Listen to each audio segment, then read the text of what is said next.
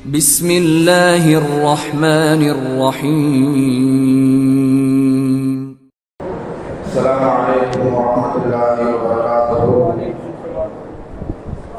الحمد لله رب العالمين، والصلاة والسلام على أشرف المرسلين وعلى آله وصحبه وسلم.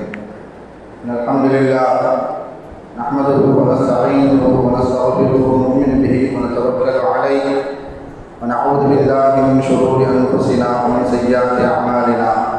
من يهده الله فلا مضل له ومن يضلل فلا هادي له. وأشهد أن لا إله إلا الله وحده لا شريك له وأشهد أن محمدا عبده ورسوله. கண்ணியமானவர்களே, அல்லாஹ் நல்லடியார்களே, தாய்மார்களே, சகோதர சகோதரர்களே, அல்லாஹ் தஆலா நம்முடைய நோன்புகளை ஏற்றுக்கொள்வானாக. நாம் ஓதிய கேட்ட அனைத்து இறை வசனங்களுக்கும் நிறைவான கூலியை அல்லாஹ் தஆலா தந்தருள் புரிவானாக. இந்த நோம்பில் நம்மிடமிருந்து ஏற்பட்ட அனைத்து விதமான குற்றங்களையும் மறைத்து மன்னித்து அல்லாஹ் தஆலா அனைத்தையும் நன்மைகளாக ஆக்கித் தருவானாக. இருக்கின்ற காலம் வரை உடல் ஆரோக்கியத்தோடு நலத்தோடு வாழக்கூடிய நல்ல தௌஃபீக்கை அல்லாஹ் தஆலா தந்தருள் புரிவானாக. அல்ஹம்துலில்லாஹ். கடந்த இரண்டு நாட்களுக்கு முன்பாக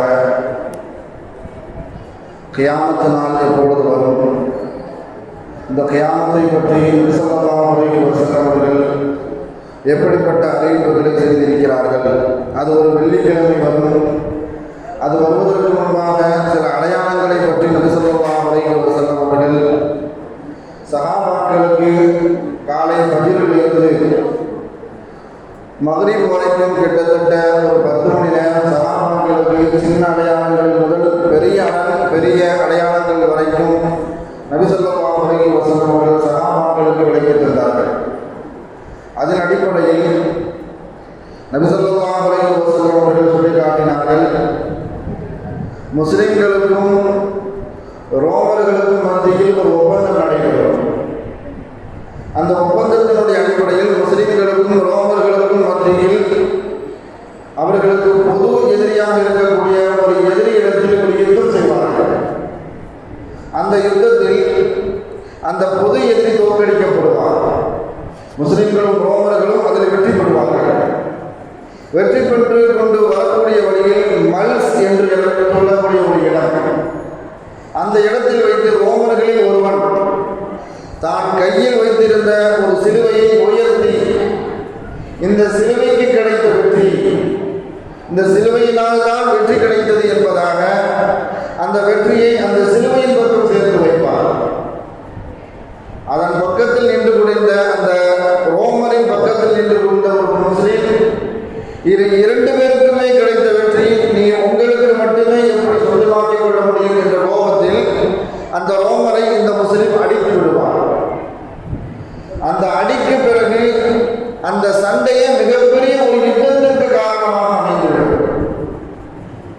ஒரு அணியில் நின்று போர் செய்த ரோமர்களும் முஸ்லிம்களும் இரு அணிகளாக பிரிந்து போர் எப்படி மாறிவிடும் என்று பார்க்கும் பொழுது ரோமர்களுக்கும் முஸ்லிம்களுக்கும் யுத்தமாக மாறிவிடும்.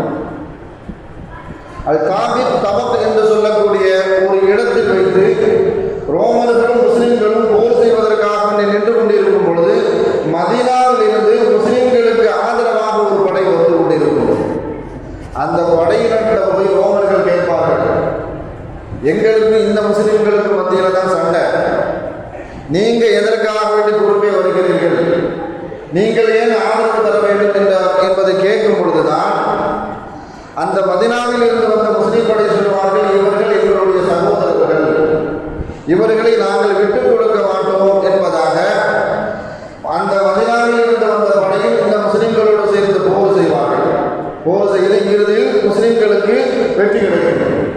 ஆனால் இன்னொரு ரிவாயத்தின்படி இந்த வெற்றி எப்படி கிடைக்கும் சொன்னால், ஆரம்பத்தில் முஸ்லிம்கள் அதிகமாக சேர்ந்து ரோமர்களை எதிர்த்து போர் செய்வார்கள். ஆனால் கொஞ்ச காலகட்டத்திற்கு அப்புறம் அந்த படையில் இருந்து ஒரு காவாசி பகுதியினர் விலகி சென்று விடுவார்கள்.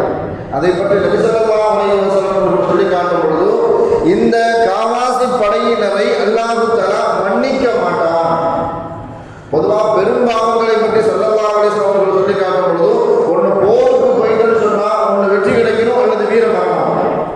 இது இல்லாமல் போரில் இருந்து யார் புகழ்வது காட்டு ஓடுவார்களோ அவர் பெரும் பாதகத்தை செய்தவர் போலாவார். இப்படி காவாசி படையினர் முஸ்லிம்களுக்கு ஆதரவு தெரிவிப்பது போல் தெரிவித்துவிட்டு படையில் இருந்து விலகிச் சென்ற அந்த காவாசி படையினரை அல்லாஹ் தஆலா ஒருபோதும் மன்னிக்க மாட்டான் என்பதாக ஸல்லல்லாஹு அலைஹி வஸல்லம் அவர்கள் சொல்வார்கள். அதன் பிறகு காவாசி படை, அந்த முஸ்லிம்கள் படையில் காவாசி படையினர் ஷஹீதாக்கப்படுவார்கள்.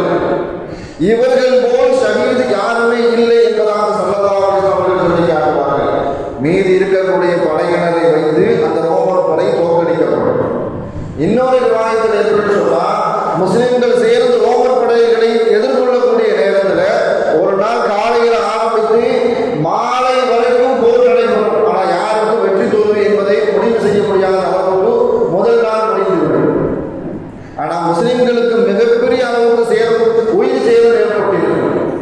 இரண்டாவது நாள் அதே போன்று காலையில் ஆரம்பித்து மாலை வரைக்கும் போர் நடைபெறும். அதே மாதிரி வெற்றி தோல்வி யாருக்குமே முடிவு செய்ய முடியாத அளவுக்கு போர் நடைபெற்று கொண்டுவிடும். இப்படி 4 நாட்கள் போர் நடைபெறும். இறுதியாக முஸ்லிம்களுக்கு வெற்றி கிடைக்கும். வெற்றி பெற்ற படையினர் சிரியாவில் இருக்கக்கூடிய தமாஸ்கஸ், இப்ப இருக்கக்கூடிய தமாஸ்கஸ்ல போய் குடிபெறுவார்கள். கிட்டத்தட்ட 6 வருடம் கழித்து மறுபடியும் ரோமர்களோடு சேர்ந்து ஒரு போர் நடைபெறுவதற்கு ஒரு வாய்ப்பு கிடைக்கும். அந்த வாய்ப்பு கிடைக்கக்கூடிய நேரத்தில் ஸல்லல்லாஹு அலைஹி வஸல்லம் அவர்கள் சொல்லி காட்டுவார்கள், நான் ஒரு ஊரை பற்றி நான் உங்களுக்கு அறிவிக்கட்டுமா? அந்த ஊர் எப்படிப்பட்ட நகரம் சொன்னால், அந்த நகரம் கடலில் பாதி தரையில் பாதி இருக்கக்கூடிய அந்த நகரத்தை பற்றி நான் உங்களுக்கு அறிவிக்கட்டுமா என்பதாக ஸல்லல்லாஹு அலைஹி வஸல்லம் அவர்கள் சஹாபாக்களிடத்தில் கேட்டார்கள். அதுதான் குஸ்துன்துன்யா என்று சொல்லக்கூடிய அந்த நகரம், இப்ப இருக்கக்கூடிய இஸ்தாம்புல். அந்த இஸ்தாம்பூலை முஸ்லிம்கள் எப்படி கைப்பற்றுவார்கள் என்று ஸல்லல்லாஹு அலைஹி வஸல்லம் அவர்கள் சொல்லி காட்டும் பொழுது, ரோமர்கள் படை அதிகமாக இருக்கும். ஆனால் முஸ்லிம்கள் ரோமர்களை, யூதர்களை எதிர்த்து போர் செய்வார்கள். ஆனால் கையில் ஆயுதம் ஏந்த மாட்டார்கள். ஈட்டி இருக்காது, வாள் இருக்காது. இரத்தமின்றி, ஆயுதமின்றி அந்த போரை வெற்றி கொள்வார்கள். எப்படி வெற்றி கொள்வார்கள் என்று சொன்னால், அந்த முஸ்லிம்களுக்கு அவர்கள் பயன்படுத்தக்கூடிய ஆயுதம், அந்த குஸ்துன்துன்யா என்று சொல்லக்கூடிய அந்த பகுதியில் முஸ்லிம்கள் நுழையும் பொழுது லா இலாஹ இல்லல்லாஹு வல்லாஹு அக்பர் இந்த திக்ரை ஓதிக்கொண்டு அந்த நகரத்திற்குள்ள போகும் பொழுது அந்த நகரத்தினுடைய கால் பங்கு முஸ்லிம்களுடைய கைவசம் ஆகிவிடும். முஸ்லிம்களுடைய படை இன்னும் முன்னேறி செல்வார்கள்.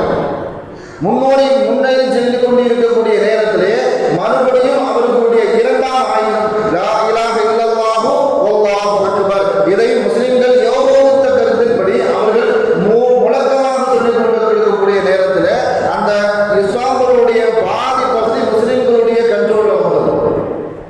ஸல்லல்லாஹு அலைஹி வஸல்லம் அவர்கள் சொல்லி காட்டினார்கள், 3வது முறையாக முஸ்லிம்கள் இதே திக்ரை சொல்லிக்கொண்டு அவர்கள் நுழையக்கூடிய நேரத்தில் இஸ்தாம்புல் முழுவதும், அந்த நகரம் முழுவதும் முஸ்லிம்களுடைய கட்டுப்பாட்டில் வந்துவிடும் என்பதாக ஸல்லல்லாஹு அலைஹி வஸல்லம் அவர்கள் சொல்லி காட்டுவார்கள்.